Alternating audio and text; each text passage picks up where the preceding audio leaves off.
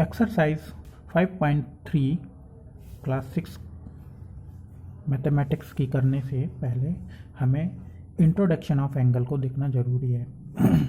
Introduction of angle में हम देखेंगे एंगल के कुछ स्पेसिफिक नेम हैं, कुछ एंगल के उन स्पेसिफिक नेम को हमें अच्छे से पता होना चाहिए।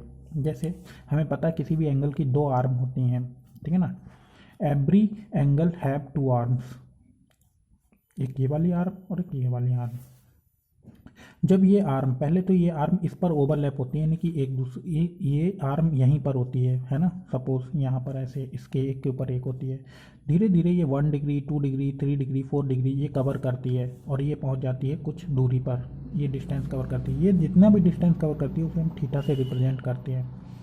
थीटा, जितने भी ऐसे एंगल, जितने भी यहाँ पर ड्रॉ होने वाले ऐसे एंगल जो 90 डिग्री से लेस देन हो, यानी छोटे हों। 90 डिग्री से छोटे का मतलब, हाँ, 90 डिग्री से छोटे का मतलब 1 डिग्री से लेकर 89 डिग्री तक के जो भी थीटा होंगे, यानी कि जो भी 1 to 89 डिग्री तक के एंगल होंगे, वो सारे एंगल किस नामों से जाने जाते हैं? एक्यूट एंगल के नाम से जाने जाते हैं। अब हम समझेंगे इस थोड़ा से साइन के बारे में। ये साइन जहाँ बंद रहता है उस साइड का मीन्स होता है कि वो छोटा है कंपेयर टू जिधर ये खुला हुआ है। यानी कि ये 90 डिग्री लिखा है, ये बड़ा है किससे? थीटा से। तो अगर इधर से पढ़ा जाए तो theta is less than 90 degree. अगर इसके एग्जांपल देखे जाए, जैसे theta is less than 90 degree, इसे ऐसे भी लिख सकते हो। एग्जांपल के तौर पर 1 डिग्री से लेकर 1 डिग्री टू 89 डिग्री तक के जितने भी एंगल होंगे वो एक्यूट एंगल बोले जाएंगे। अब राइट एंगल एक विशेष एंगल होता है, एक स्पेशल एंगल होता है जो अपनी थीटा की एक फिक्स वैल्यू रखता है, उसका नाम होता है 90 डिग्री। अगर थीटा कितनी डिग्री कवर करेगा? 90 डिग्री, तो ये राइट एंगल हो जाएगा। अब देख लें ऑब्ट्यूस एंगल। ऑब्ट्यूस एंगल ऐसे एंगल को कहते हैं जो 180 डिग्री से तो छोटे होते हैं लेकिन 90 डिग्री से बड़े, 180 डिग्री से तो उनकी थीटा की वैल्यू छोटी होती है और 90 डिग्री से बड़ी होती है। देख लेते हैं 90 डिग्री से बड़े होने का मतलब, अगर 91 भी होगा तब भी वो ऑब्ट्यूस एंगल होगा। 92, 93, 94 कहाँ तक जाएगी ये रेंज? 179 तक। यानी कि इस रेंज के जो भी एंगल होंगे वो ऑब्ट्यूस एंगल होंगे।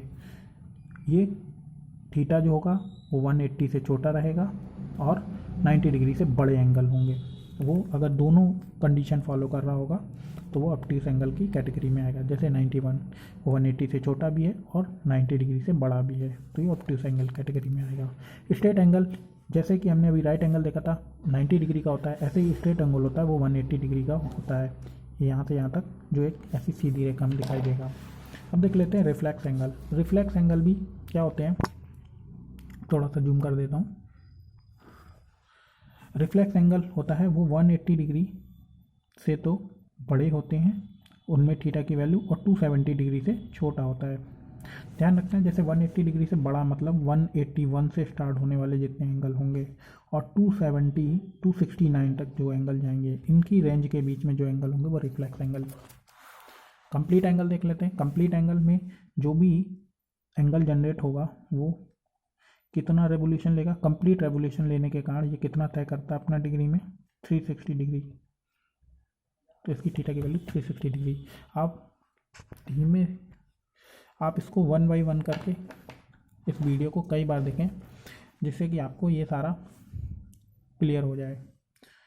मैं इतनी फास्ट इसलिए पढ़ा रहा हूँ ताकि वीडियो की लेंथ छोटी रहे, ठीक है। एक और टॉपिक है इसमें छोटा सा, रेवोल्यूशन के ऊपर देख लेते हैं। जैसे कि यहाँ पर मैंने एक आर्म बनाई है, 4 आर्म, ये 4 आर्म है, और सपोज ये आर्म मैंने यहाँ से स्टार्ट की, ये मेरी टर्निंग आर्म है।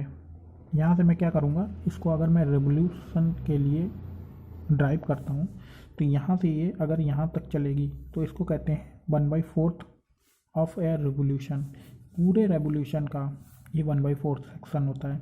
अगर मैं यहाँ से लेकर इसे यहाँ तक चलूँ तो ये पूरे रेवोल्यूशन का 1/2 पार्ट होता है। अगर यही रेवोल्यूशन मैं यहाँ से लेकर यहाँ तक चलता हूँ तो ये पूरे रेवोल्यूशन का 3/4 पार्ट होता है।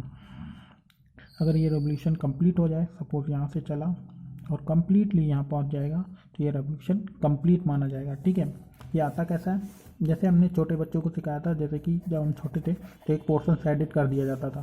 तो कितने पोर्शन है टोटल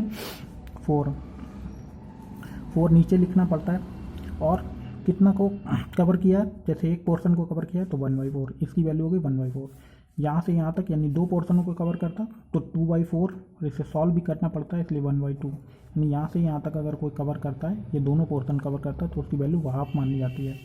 ऐसे ही अगर यहाँ से यहाँ तक 3 पोर्शन को कवर करना है तो 3/4, कंप्लीट करना है तो 4/4, यानी कि पूरा कंप्लीट एक रेवोल्यूशन हो गया। इन सारी जानकारियों को हम 5.3 में देखेंगे।